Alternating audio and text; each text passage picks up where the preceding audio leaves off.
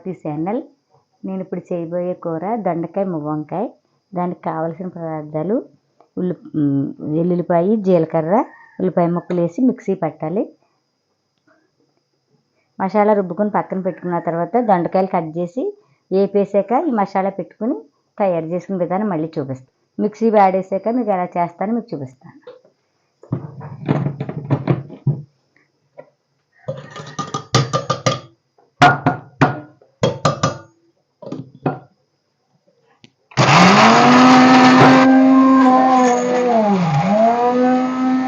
పేస్ట్లా చేసుకుని పక్కన పెట్టుకోవాలి.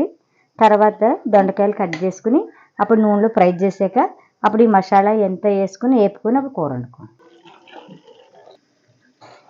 దొండకాయలని శుభ్రంగా వాష్ చేసి ఇలాగా అటు ఇటు కట్ చేసి ఇలా 4 పీలకి కింద చేసుకుని మళ్ళీ నూనెలో వేపి ఫ్రై చేసాక అప్పుడు ఆ మసాలా ముద్ద వేసుకుని వేపుకోవాలి.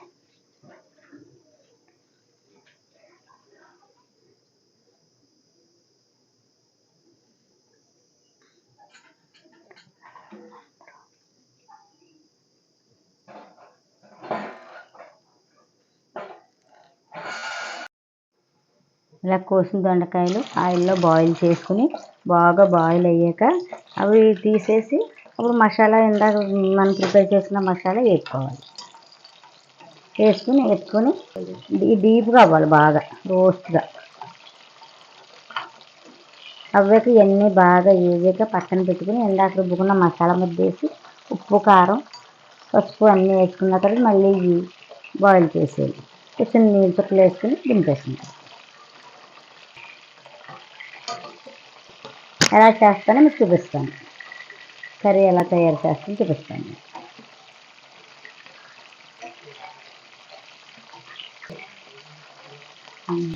ఏదన్నా చికెన్ కర్రీ లాగే ఉంటుంది. మసాలా పెట్టుకుని వండుకుంటే బాగుంటుంది. వేపాక శుభ్రంగా అన్నీ వేగిన తర్వాత ఇలా మళ్ళీ ఒక ప్లేట్లో తీసుకోవాలి. అన్నిటిని బాగా ఇలా వేగిపోయాక బాగా వేగితేనే దొండకాయ కొంచెం కసకసలాడినట్టు ఉంటుంది కదా, పచ్చిదనం ఉండకుండా బాగుంటుంది.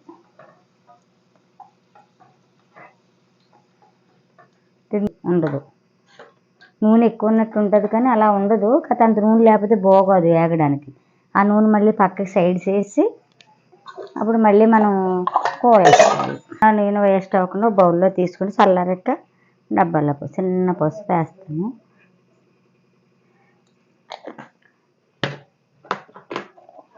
కొంచెం కరివేపాకు వేస్తానంటే కరివేపాకు మంచిది కదా ఆరోగ్యానికి.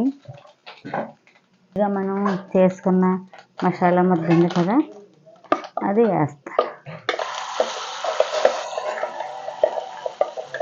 వేసి బాగా రోస్ట్గా వేగాక ఉప్పు, కారం, పసుపు వేసి మళ్ళీ బాగా కలుపుకోవాలి.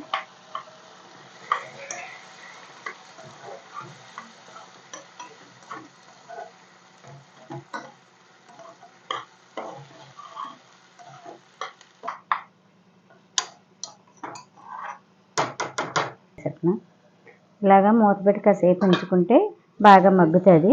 1 నిమిషం అయ్యాక మనం మళ్ళీ కలుపుకోవచ్చు. బాగా కలుపుకుంటే బాగా గ్రేవీ బాగా ఫ్రై అవుతుంది. 1 నిమిషం, 5 నిమిషాలు అయిపోతే మనం వేయించుకున్న దొండకాయలు అవి వేసుకుని ఉప్పు, కారం, పసుపు వేసుకోవచ్చు. పసుపు వేసాను కదా, ఫస్ట్ కారం వేసుకొని చూసుకుని వేసుకోవచ్చు.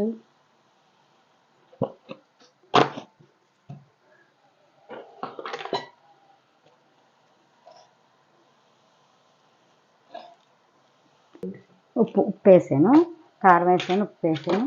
చూసుకుని మళ్ళీ తర్వాత వేసుకోవచ్చు. సరిపోతే టేస్ట్ తగ్గట్టు. ఇప్పుడు మనం వేయించుకుని పెట్టుకున్నవి పక్కన ఉన్నాయి కదా, అవి కూడా ఇందులో వేసేసుకోవాలి.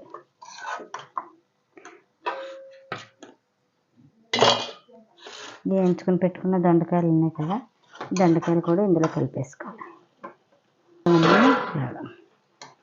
బాగా కలిపేసేట్టు కలుపుకోవాలి. మసాలా అది అన్నిటికీ పడుతుంది. పచ్చడిలో వంకాయలా పెట్టుకుంటే టేస్టీ బాగోదు. అందుకే ఇలా ఏపు పెట్టుకుంటే దొండకాయ కొంచెం ఎంత ఉడికినా కానీ కొంచెం పచ్చి పచ్చిగా ఉన్నట్టు ఉంటుంది.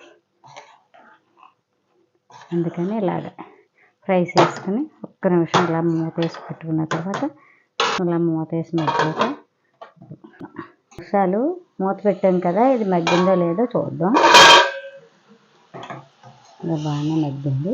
ఇప్పుడు కొంచెం వాటర్ పోసుకుని కాసేపు మూత పెట్టేసి అంతే, దొండకాయ మసాలా కర్రీ రెడీ.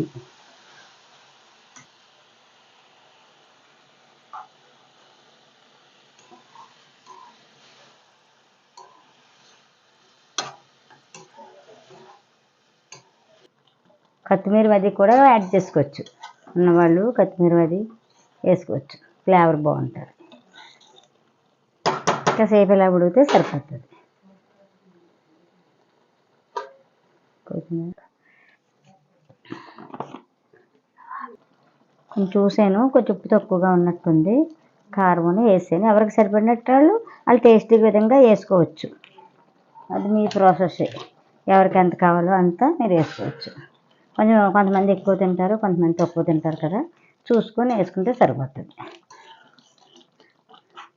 అంతే, రెడీ అయిపోయింది.